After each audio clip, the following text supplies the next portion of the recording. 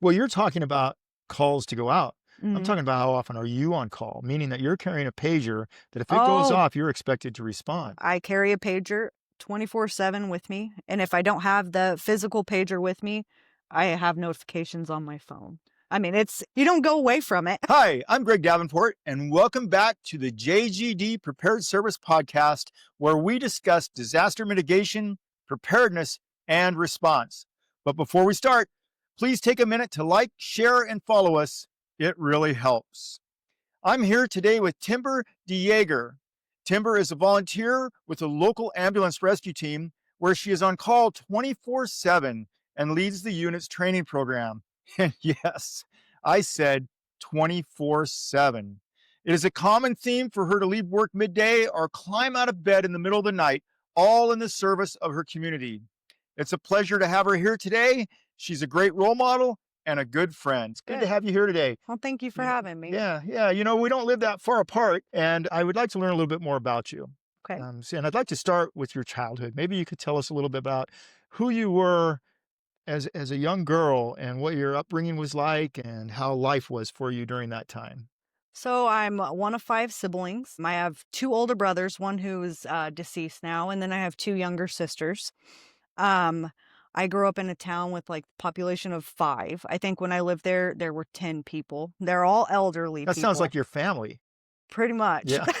Yeah. They're all elderly people. We were the only kids in the, unincorporated town.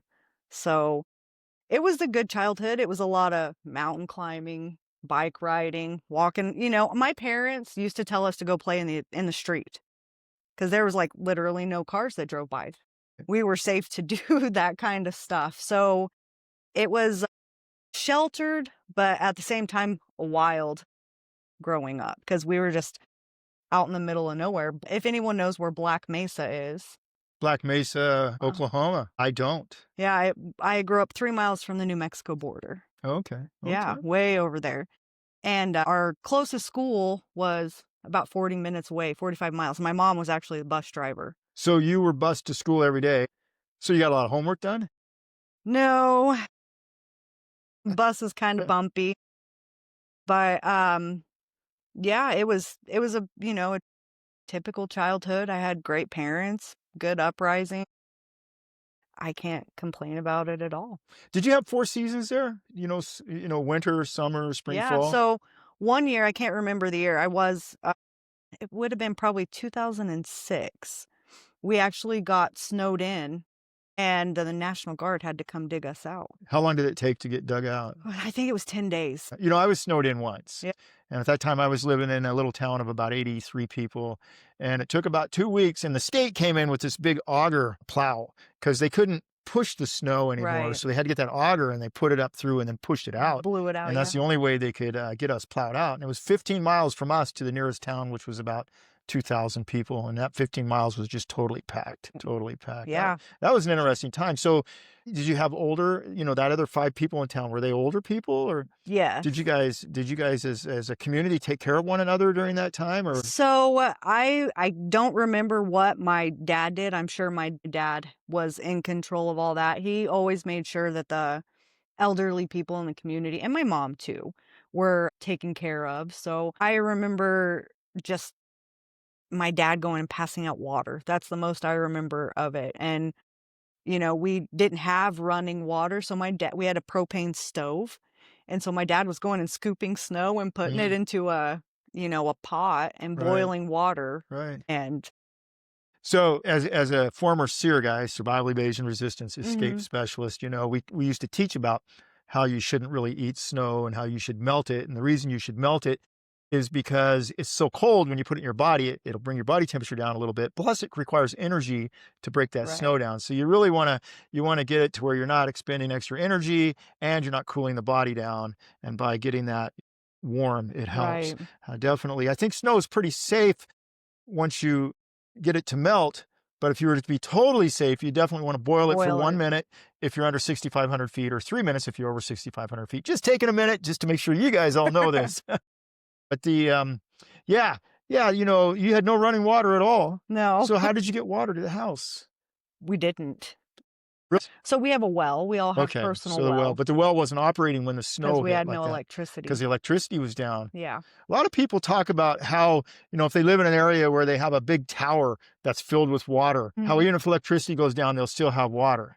But that's only true Yeah. until that tank's empty. Right. If you can't pump the water back up into that tank, you'll eventually run out of water. Right. And we see that with things like what happened with Hurricane Katrina and events that last for a long period of time. You will eventually run out of water if you don't have electricity, even if you have the big tower that you think is going to protect you. But on a well without electricity, it's almost Yeah, immediate. there's nothing. You can maybe flush the toilet twice and then it's Yeah, done. and then it's done. Yeah.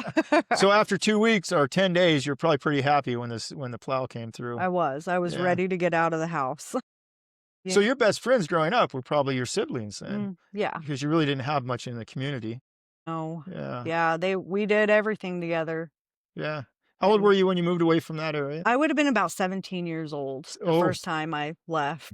did Yeah. you go to a big city? What did you do? Where'd you go? So I actually, I've lived a few places. I've lived in New Mexico. I've lived in another couple of small towns in Oklahoma, and I actually lived in Houston. I went there twice, How long and did you live in Houston? not very long. I think Not the very first long. time it was like 3 months, and the second time it was probably 3 or 4 months. It was just too bustling, too busy. When you come from small town America, trying to adapt and to get used to that busy lifestyle is really hard. Right. Because we do kind of everything slow and at our pace, and we're not really rushed much here.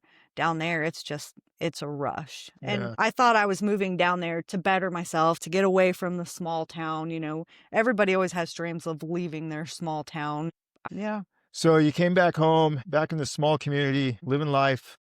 Did anything happen in your life up to that point, or even beyond that point, up until where you finally became a medical volunteer? Did anything happen in your life that seemed to push you towards wanting to help other people through medicine? There wasn't, any certain circumstance that led me to where I am now. Where I'm from, I knew there was a thing like volunteer firefighters. I didn't know anything about volunteer EMTs. And where I'm from, we don't have an ambulance service. So I didn't know anything like that even existed until I came here. So what led me to volunteering was actually seeing the heart and the love and the effort of my boss. One day he came running through the bank, and I didn't know what he was doing. He was kind of, adrenaline rush, and I got to go. Are you guys okay? And I asked the girls, like, what is he doing? Where's he going? And then they explained to me that he's a volunteer EMT and he was going to go help somebody who called 911. And I was like, I want to do that. Then when he got back from the call, I walked back to his office and I said, what were you doing? Like, can you tell me what's going on? And I told him I wanted to do that. I felt like this was a perfect way for me to give back to my community. And I wish I would have known that I could do this sooner, or if, those resources were available where I am from, because I probably would have done it sooner. But then at the same time, there's part of me that when I did decide to jump in and do this, I was scared. I couldn't even, I could put a Band-Aid on and kiss a boo-boo for a baby, but coming and doing things that I do now, I had no background in it whatsoever. So that's kind of where it stemmed from me, is seeing the compassion and the love that my boss had for these people. And then this is a way for me to give back. I think it's important that people from small towns give back to the community that they live in. So this is my way of giving back. So you think your background has allowed you to have empathy when you see somebody who's going through similar crises that you may have gone through in your past? Yeah. Yeah. Yeah. Well, that's good. That's good. We need a diverse background because we have a diverse community that we're serving, right? Right. And if we have only one group, one background One mindset. component, then we're gonna miss a lot, I think, when we see Yeah. people. It's pretty amazing how we all have different roles and we all come together and we play a special part. Life experiences, man, and wisdom. How often do you volunteer, or are you on call in a given week or month? So it varies. So like yesterday, I'm on two rural departments. So we can go a month without having a call, and then all of a sudden, it comes in threes, 3 in one day. So it differs. Well, you're talking about calls to go out. I'm Mhm. talking about how often are you on call, meaning that you're carrying a pager that if it goes Oh, off, you're expected to respond. I carry a pager 24/7 with me, and if I don't have the physical pager with me, I have notifications on my phone. I mean, it's you don't go away from it. But wait a minute. There's not a rotating call schedule? No. No. No. Is every volunteer in your department on call 24/7? Yes. Well, that's crazy. Yes. That means that you're going to miss birthdays, sporting events, graduations, Christmas dinner, Thanksgiving dinner. I mean, When the call comes through, we leave everything and we go. when I worked in emergency medicine, most of my time I was spent in small rural communities, but I worked at a major, major emergency room for 4 years, for about 4.5 years. We would alternate. If you work Thanksgiving, you got Christmas off. If you work Christmas, you got Thanksgiving off. So you weren't expected to be present or mentally present 24. That's a huge undertaking, and it could lead to significant sleep deprivation and Yes. significant stress. Yeah, last night we had a call and it was after 10. I was asleep. I go to bed at like 8:30. I am such an old lady. Afterwards, we were done by like 11:15. Takes me a couple hours to go back to sleep. You have so much adrenaline and emotion, and you wake up and you have to automatically put on that, okay, I can do this. Sometimes it takes a lot of convincing to get up out of bed. Your community relies on So, you. what's your service area? I mean, how many people or miles or whatever? What's the service area for one of the departments? Oh, we go a long way. So we go 5 miles east of Genoa, and then it turns into Monroe. And I think we dang near go almost to we go past the sand plant going toward Fullerton. And we go, I would say maybe 7 miles from St. Ed.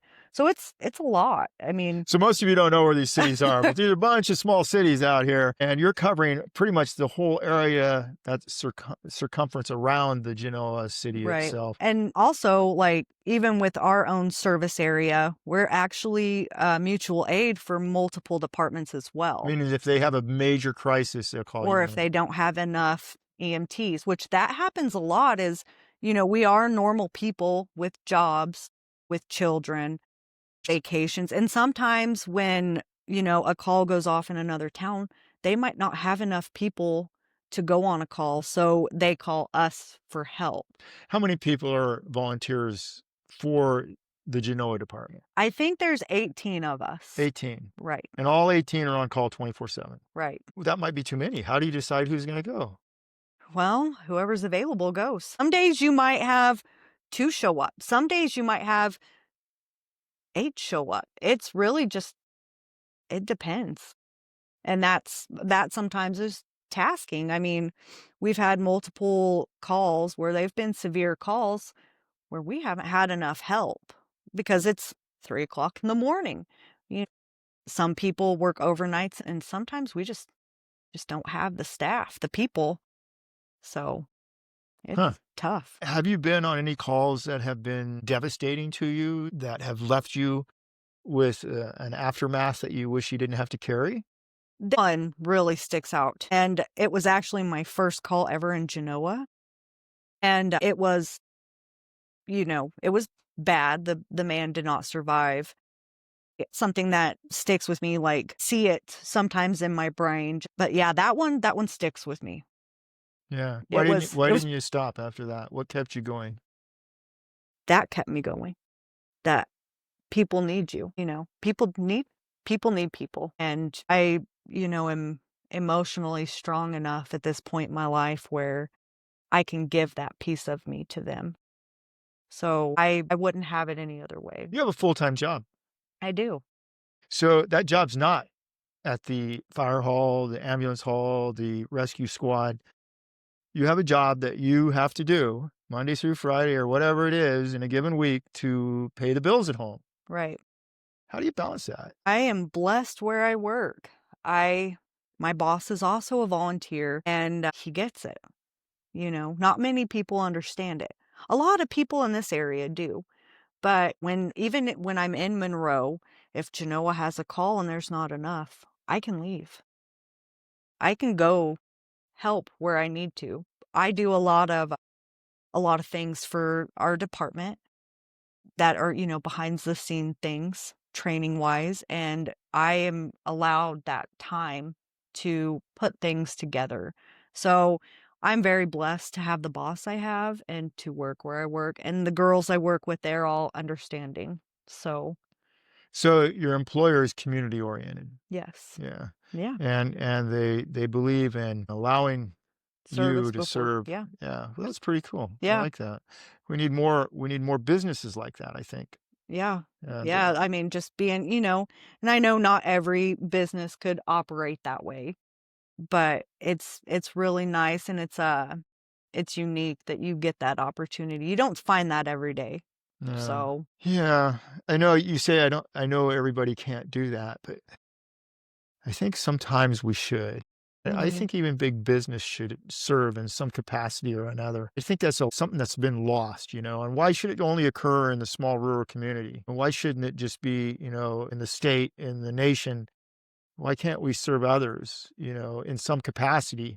I mean, I'm not saying we have to put our life totally on hold or be on call 24/7, but I believe that there's so many different ways that we can serve humanity that we shouldn't just isolate it to I have a boss that allows me to do it. I think all of our bosses should some way find some outlet for us to do that. I agree. I Yeah. mean, even, if you can't allow your employees to leave to go to the call, if your local fire department or rescue is having a fish fry or a pancake feed, Right. do something there. Right. There's so many ways to Like, support soup kitchens. For us who work in medicine, free clinics, volunteering, with the local search and rescue teams, right. and sometimes it's just contributing money for others to utilize so that they can help. But there's many different ways that we can contribute in that service arena. And I think it's just been forgotten by so many as we just move from day to day life. And Yeah, and, people lose that understanding that we are volunteers and everything we do, we rely on donations and we rely on community help. Not here where I'm at, I'm about 15 miles from where she lives, but where I'm at, they just recently had a big hamburger event, and the rescue helicopter from I don't know if it was from Omaha or where It it was was from from, but Columbus. it was from Columbus. Mhm. The rescue helicopter from Columbus was here, and it was on display. The ambulance was on display. They had a raffle. They had hamburgers Yeah, and Polish sausages and other things to eat. And the whole community was down there, and we were all that's chowing great. down and talking about things and just coming together and celebrating our search and or not our search and rescue, but that's such a part of my life. It comes in a lot, That's okay. but celebrating our rescue teams and Mhm. and what they do for us. The helicopter. I went on a helicopter ride about gosh, it was December 28th, I think. Basically should have died. I lost a lot of blood. But it was kind of cool to go to this event and see the helicopter out there, very similar to the one I rode on Yeah, and take a look at it because I didn't get to see it when I went on the ride because my eyes were closed the whole time. But it right. was really good to know that we had those services here. And Yeah. yeah, though, that helicopter crew from Columbus, they're amazing people. And Yeah. they want to be at every event all of these fire departments are having. Right. They want to be present. They offer so much to us as rural squads that we might even take it for granted. Like they do training for us. Like they have, I would say maybe at least over 100 certain trainings that they can Right. give to us for free. So everybody knows when we talk about Columbus, it's approximately 20,000 people. It's not a huge city. It's by huge city terms, it's a very small little community. But yet they have a lot of things that they offer and help with for all of us out here in these very Yeah. small communities. So that's good to know. Good to Yeah. see. Yeah. I'm glad they're there. I'm glad you're there. No, thank you. Yeah. I really am. Let's see. Let's see. If there was something that you could tell people that wanted to volunteer, what would you tell them? Do it. Yeah. If you have the heart and you like helping people and you want to give back in a way, do it. If you think you're just gonna go through it without having to work for it, you're wrong.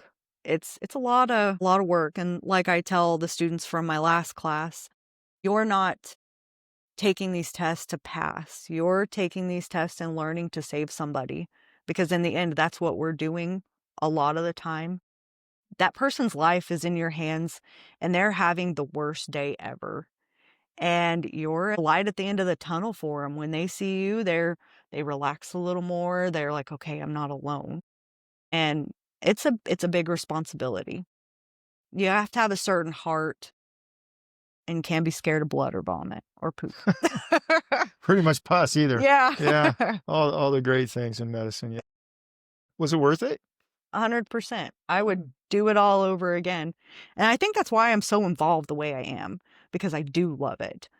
So you are a CPR instructor, stop the bleed instructor, and you're just about ready to be certified as a EMT instructor. Is that correct? Yes, sir. I've only been an EMT for a little over a year, so I'm still learning. Everybody needs to know when they've reached the limits of their knowledge level and ability and when to seek out help from somebody at a higher echelon. And that's from the EMT to the paramedic to the emergency room provider to the general surgeon to the vascular surgeon to the cardiothoracic surgeon and whatever it might be. We all have limits of understanding within our scope of practice. And I think a really good person who works in medicine understands what that limit is and builds their capacity up to that level so that they can do the best that they can for Yeah. what they're expected to do. And luckily I have a lot of paramedic friends and flight crew friends and friends that work for the state EMS department. So anytime I'm unsure about something or I need a direct answer, I'm so blessed that I have those resources. I have a lot of questions, Greg. I ask a lot of questions because I like to learn. So they probably see my name pop up through email or text message and they're like, "Oh, it's her again." But I want clarification. I want things done right. We owe it to the patients we serve to do things right. Do your neighbors know who you are? The block I live on is probably the safest block in Genoa. I think we have 4 EMTs and like 4 firefighters on my block. I kinda, believe it or not, I do kinda keep a low profile. So the only time most people see me is when I'm in the, rescue gear in the ambulance or, I'm at a sporting event. So I kinda keep it low, and I think, people know who I am, but I'm no one special.